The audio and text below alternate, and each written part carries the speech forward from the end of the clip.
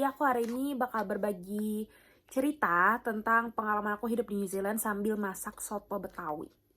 Jadi hari ini adalah yang akan aku gunakan sebagai senjata perang aku. Cuman kalau kalian, aku tuh sebenarnya kan nggak ngerti ya, maksudnya kayak bahan-bahan masakan Indonesia tuh kan banyak banget ya rempah-rempahnya. Biasanya aku pakai kayak gini, tapi untuk supaya rasanya lebih enak, karena itu rasanya menurutku ya kurang nampol gitu. Biasanya tuh di sini tuh di belakang itu ada komposisi bahan, itu akan aku tambahin. Jadi kayak misalnya di sini tulis ada jahe, jengkeh, jinten lagi. Ini bakal aku blender, terus aku tambahin ke bumbu ini, aku aduk jadi satu supaya rasanya lebih manis. Ini sambil kita ngulek. Jadi ini bahan-bahan tadi yang udah aku baca di belakang komposisi bungkusnya, sudah aku ulek di sini. Dulu aku pernah coba pakai NutriBullet, tapi dia tuh kayak jinten gitu-gitu tuh terlalu kecil. Jadi kalau dimasukin NutriBullet, dia tuh nggak halus. Mungkin agak kecilan kali ya. Atau juga sih. Kayaknya sih ya sih kekecilan. Kecuali kalian punya kayak coffee grinder, mungkin bisa deh. Cuman jadi aku pakai ulekan aja deh biar praktis. Nggak praktis sih, cuman ya udahlah ya. Jadi kita sambil cerita nih guys, gimana awal mulanya aku bisa nyangsang ke bagian negara bawah bumi ini sebelum kutub selatan. Awalnya tuh aku sebenarnya nggak ada planning buat kesini ya, maksudnya aku tidak ada terpikir dalam benakku. Waktu itu juga posisinya adalah aku sudah daftar kuliah ke salah satu universitas di Indonesia. Jadi aku udah masuk uang pangkal. Aku tadi mau ngambil komunikasi.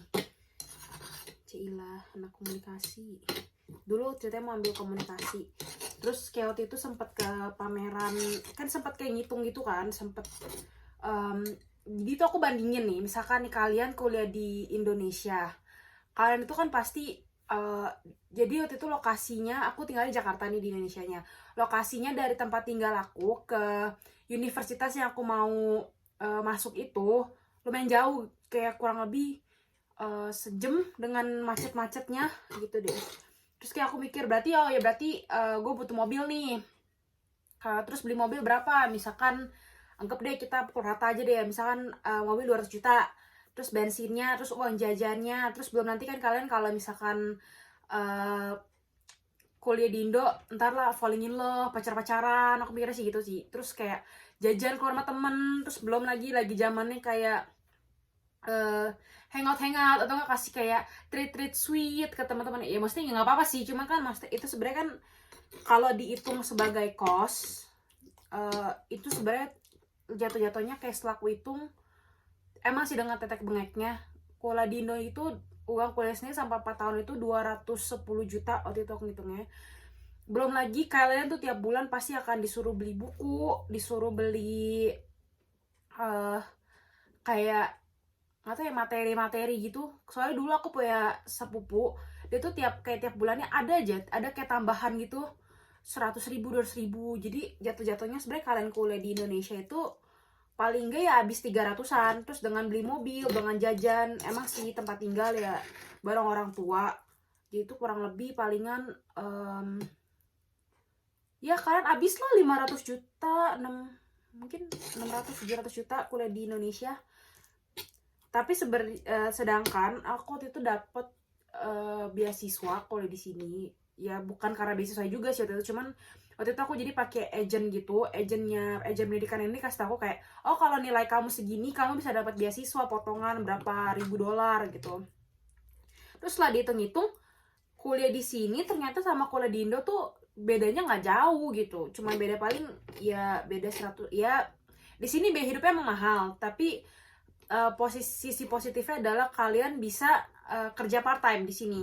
Sedangkan uang kerja part time kalian itu cukup sebenarnya kalau kalian irit-irit buat bayar tempat tinggal dan ya untuk jajan lah dikit-dikit atau untuk transportasi itu sebenarnya cukup.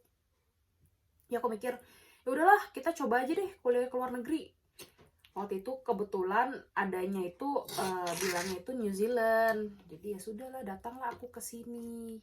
Jadi ini guys, jadi yang tadi udah aku campurin tuh bumbunya jadi kayak gini, kayak gitu tuh guys. Jadi kita bakal lanjut nih sambil nungguin sotonya matang, kita bakal lanjut cerita tadi. Ya jadi setelah aku mikir juga kayak udahlah, mungkin sembari kuliah bisa mencari pengalaman baru, sekolah di luar gitu, belajar mandiri. Karena jujur guys, sebenarnya sekolah di luar itu adalah ini bagus untuk melatih kemandirian. Karena dulu tuh aku orangnya ampun deh, apa-apa tuh minta tolong mbak kayak gitu loh. Sekarang kayak sedangkan semuanya harus kerjain sendiri. Terus apa kesan dan pesan aku pas pertama kali aku pindah ke sini, aku tuh kaget banget. Jadi aku pertama kali nyampe, aku tuh kayak nangis gitu, nangis. Nggak, sebenarnya nangis sih nggak lama, 2 hari doang, cuman kayak ngerasa, karena waktu itu kan aku waktu itu untungnya sih waktu itu aku nyampe besoknya itu aku kuliah, jadi nggak terlalu yang shock gimana banget, kayak ketemu temen. Jadi tuh pas aku di pesawat tuh jadi aku berangkatnya Jakarta, Sydney, Queenstown. Pas pesawat dari, enggak deh, aku Jakarta, Singapura, Sydney, Queenstown. Singapura ke Sydney itu aku nangis pesawat. Aku tuh kayak mikir kayak, ini tuh gue lagi ngapain ya? Ini ide gila dari mana ya? Padahal tuh mamaku juga sempat ngomong gitu loh, kayak, yakin lu mau kuliah di luar? Terus kayak, iya, kalau nggak gue nggak mau tuh, gue nggak mau kerja di Indo, gue nggak mau kuliah di Indo. Ya udah, empanin gue aja sono sampai, agak ngeselin sih, kayak empanin gue aja sono deh sana sampai tua gitu, sampai nggak mau kerja, pokoknya nggak mau apa-apain deh. Akhirnya nyampe ke sini. Waktu itu aku kan masih 17. Jadi di sini peraturannya di bawah 18 tahun kalian itu harus tinggal bersama homestay. Homestay itu tuh kayak New Zealand resident atau orang lokal sini yang European, itu disebutnya Kiwi gitu, sama Kiwi family. Jadi aku ketemu Kiwi family, tinggal bareng mereka. Benar, mereka baik banget sih, baik banget sama aku. Untungnya sih aku tinggal mereka juga, jadi nggak terlalu takut gimana banget gitu loh. Terus di sini tuh menurutku beda banget sih. Aku tuh kalau kalian suka alam, kalian suka yang namanya kayak outdoor activity, kayak pergi hiking, kayak kalian jiwanya tuh petualangan sekali. Jujur aku suka sih hiking, kayak lihat pemandangannya gitu aku suka. Cuman masalahnya adalah aku fobia ketinggian. Jadi kalau tinggi-tinggi lihat ke bawah gitu kakiku gemeteran. Jadi ini tuh rada-rada rempong ya. Nah terus deh kayak gitu, aku dulu di Jakarta tipenya adalah anak mall abis. Jadi tuh tiap nggak mall abis juga, cuman kayak sukanya kayak pergi ke mall, keliling-keliling, terus kayak lihat-lihat barang, nongkrongnya di mall juga, kayak sering ke mall paling nggak seminggu sekali gitu. Nyampe sini tuh juga nggak ada mall guys. Jadi pas aku nyampe sini tuh yang terjadi adalah pas aku liat mall, jadi anak pertama kali tuh aku nyampe sini, besok aku sekolah, terus kayak udah 4 harian aku baru kayak berani diri jalan-jalan ke town naik bus sendiri gitu. Terus aku lihat-lihat di mallnya itu bentuknya itu cuman kayak jalanan, terus pinggir-pinggirnya toko, dan itu mereka sebutnya mall. Sebenarnya sih ada sih kayak mall yang, kalau aku tuh ekspektasinya mall itu adalah sebuah gedung seperti di Indonesia, ada AC-nya, ya mungkin kalau di sini dingin ada heaternya atau something like that, yang yang memiliki banyak toko dan ada food courtnya gitu-gitu. Sebenarnya ada, cuman itu tuh harus kayak 2,5 jam nyetir lagi dari kota aku tinggal. Terus udah kayak gitu, aku pernah juga ke Auckland yang kayak kota gedenya kayak gitu, lihat-lihat mallnya. Tapi tetap aja ini tuh villa beda. Jadi biarpun kalian di mall yang jalanan ini atau kalian mallnya gedung, tokonya tuh sebenarnya sama aja. Jadi itu percuma kalian sebenarnya pergi ke mall. Terus kayak hidupnya itu gimana ya, apalagi dulu kan belum bisa ya ngomong bahasa Inggris, kayak ngeles bahasa Inggris gitu sebenarnya ya bisa ngerti, cuman ngomongnya kan belibet abis ya. Kayak orang tuh kalau ngomong gimana ya, orang-orang yang kayak misalkan dia ngomongnya was dulu, sedangkan kita mau ngomong, saya mau nanya misalkan ada nggak barang ini yang ini, atau nggak komplain misalkan saya beli barang ini harganya segini, kadang-kadang tuh suka kayak gitu, karena satu kita tuh ngomongnya nggak jelas, jadi tuh suka miskomunikasi, jadi mau komplain pun juga susah, jadi ngomong kayak susah. Terus kayak belum punya banyak teman waktu itu, kayak nggak kenal sama sekali namanya komunitas Indo. Jadi aku tuh cuma taunya aku, teman-temanku tuh orang luar semua, jadi ada yang dari Korea, ada yang dari Filipina. Cuman tuh aku nggak kenal, yang orang Indo itu nggak kenal. Jadi sih gitu deh. Jadi maksudnya kesan pertamanya tuh kayak gitu tentang hidup aku di sini.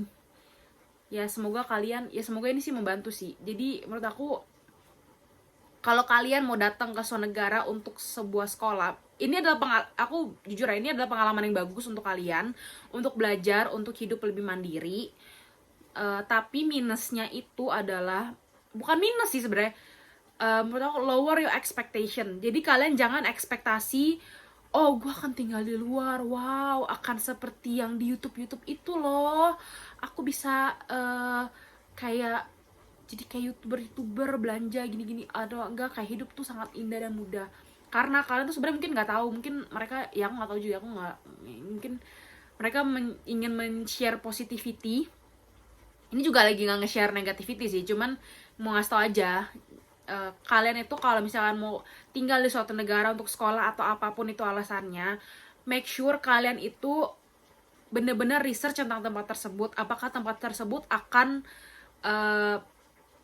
cocok untuk kalian? Akankah tempat tersebut sesuai ekspektasi kalian? Apakah itu negara yang ingin kalian tuju? Tapi ya menurutku sih sebenarnya ya, kalau misalkan kalian mau surprise juga nggak apa-apa sih. Toh at the end of the day, aku survive aja. Kayak tadinya rada-rada yang kayak, aduh gila ini nggak ada mall, nggak ada apa, kayak stresnya sendiri itu karena ini tuh sesuatu yang 180 derajat berbeda dengan kehidupan aku di Jakarta.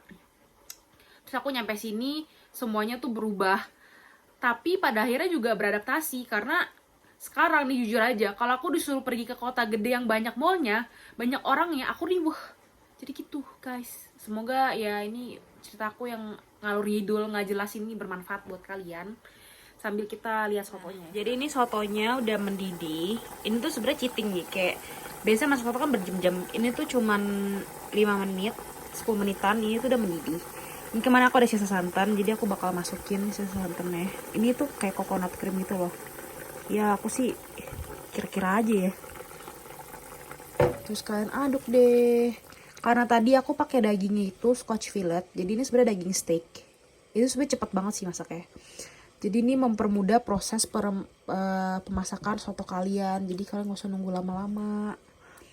Abis kayak gitu kalian tinggal cobain deh, kurang gula nggak, kurang garam nggak. Ntar tinggal sajiin sama jeruk nipis sama nasi. Sementara soto ini akan kembali mendidih, jadi ntar pas mendidih lagi langsung aku matiin, itu akan jadi. Nih kayak nih, aku akan diemin dia mendidih selama semenit. Habis itu udah jadi selesai gitu. Aku akan bikin perkedel juga. Nggak jadi deh, nggak jadi bikin perkedel. Soalnya lihat deh, kentangnya udah begini, terus udah lembek-lembek gitu. Ini hasil sotonya, ini tuh buat 2 orang, buat makan ntar malam. Ini kemarin aku ada sisa cumi balado, sama ada sambal. Di kulkas ada jeruk sama, terus di situ ada juga bawang goreng yang udah jadi. Ini bisa makan buat 2 orang guys. Thank you semuanya yang udah nonton. Semoga video yang cerita ngalur ngidul nggak jelas ini bermanfaat buat kalian. Terus kalau kalian suka dengan video ini, dan kalian kalau suka dengan video aku masak-masak, please leave me a thumbs up, terus subscribe dan juga nyalain lonceng notifikasinya. See you in my next video. Bye!